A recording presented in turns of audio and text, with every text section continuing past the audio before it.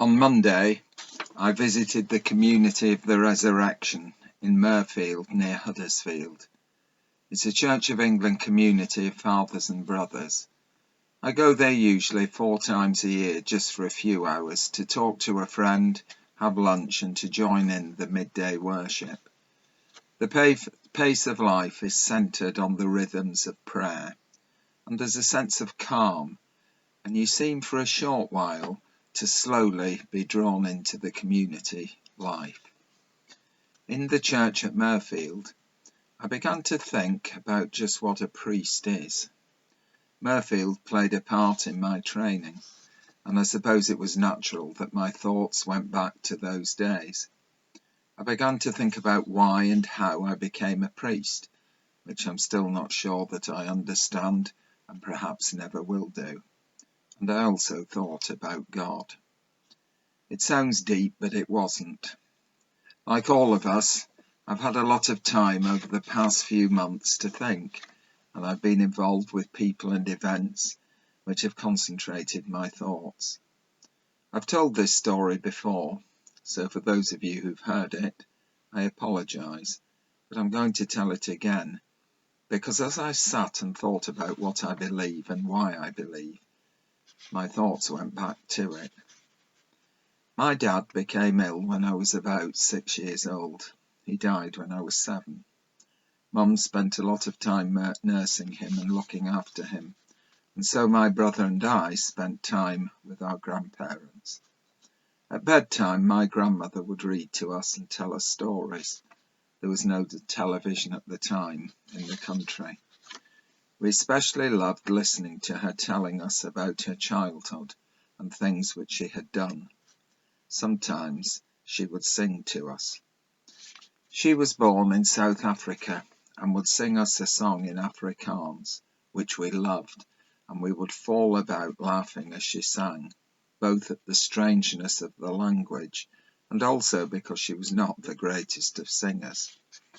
The song, I think, was called Daar is my Sari Marais, which means something like, "This is the one I love." After she had sung the song, we would beg her to sing it again, and then laugh as much as we had laughed at the first rendition. A simple thing which holds so many, many memories.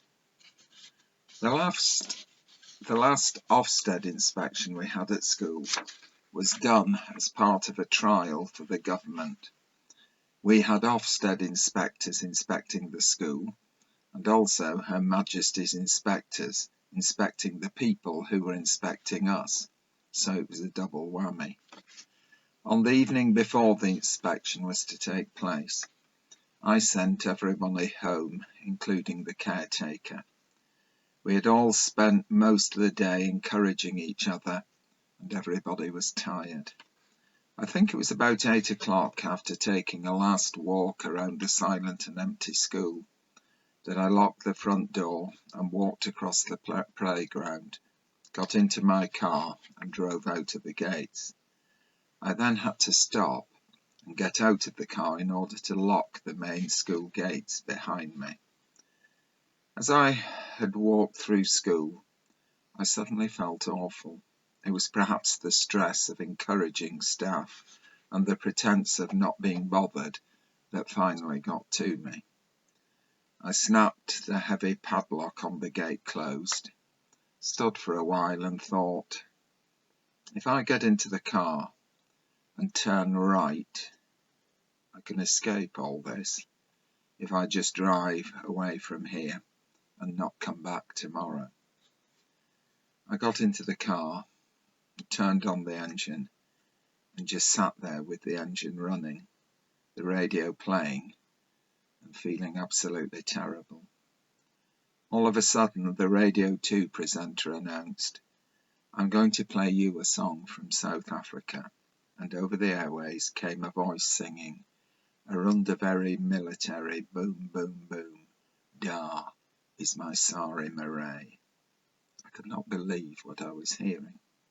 I put the car in gear, indicated left, and listened to the song that my gran had sung to me and my brother 50 or so years ago, and at that very moment I knew with absolute certainty that my Gran was not far from me, and neither was God, and that everything would be all right. And it was. Now, was that a coincidence? That song that I'd never heard anybody sing except for my grandmother.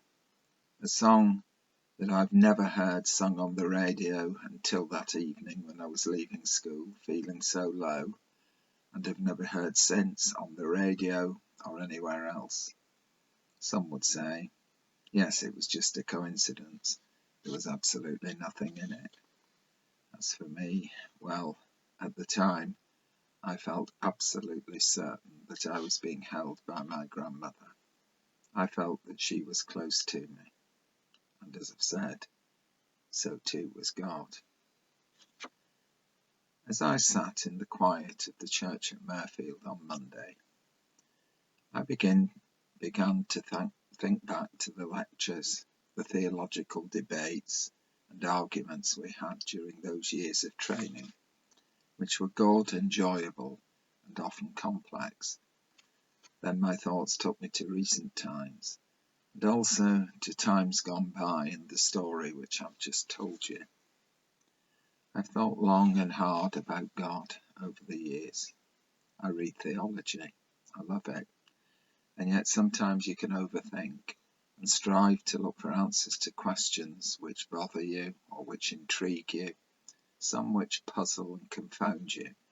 There are so many things which cannot be explained, and actually not all things need to be explained. Neither science nor theology can explain my story, and never will be able to.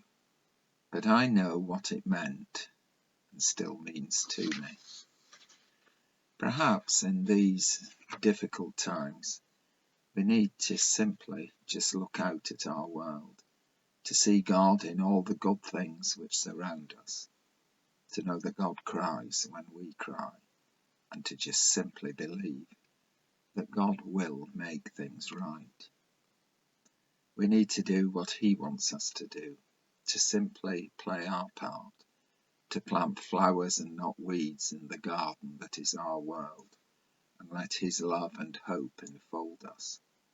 I believe that it is that simple. I think that I really need to stop overthinking things and to hand my worries over to God and to trust in His absolutely amazing grace. I think that perhaps it is actually just that simple.